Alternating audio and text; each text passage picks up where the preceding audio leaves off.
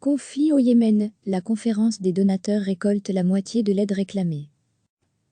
L'ONU n'a récolté mardi que la moitié des 2,4 milliards de dollars réclamés pour tenter de mettre fin à la grave crise humanitaire au Yémen, ravagée par la guerre et le nouveau coronavirus, à l'issue d'une conférence virtuelle organisée avec l'Arabie Saoudite.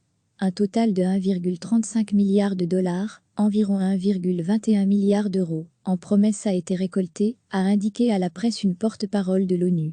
Les travailleurs humanitaires sont confrontés à une course contre la montre pour éviter une aggravation de la double crise dans le pays, le plus pauvre de la péninsule arabique, avait averti plus tôt le secrétaire général de l'ONU, Antonio Guterres. Cette conférence a été organisée alors que les organisations humanitaires s'inquiètent d'une propagation rapide du virus au Yémen.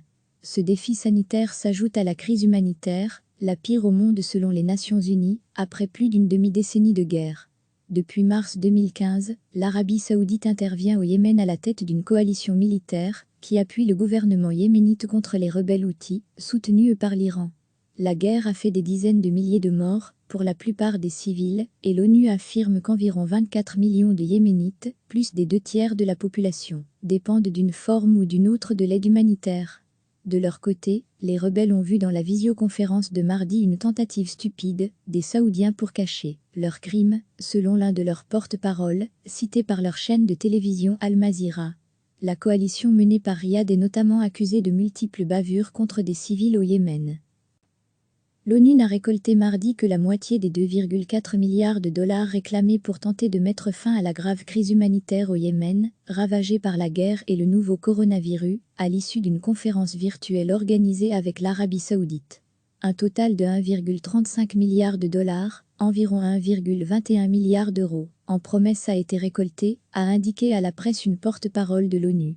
Les travailleurs humanitaires sont confrontés à une course contre la montre pour éviter une aggravation de la double crise dans le pays, le plus pauvre de la péninsule arabique, avait averti plus tôt le secrétaire général de l'ONU, Antonio Guterres. Cette conférence a été organisée alors que les organisations humanitaires s'inquiètent d'une propagation rapide du virus au Yémen. Ce défi sanitaire s'ajoute à la crise humanitaire, la pire au monde selon les Nations Unies, après plus d'une demi-décennie de guerre.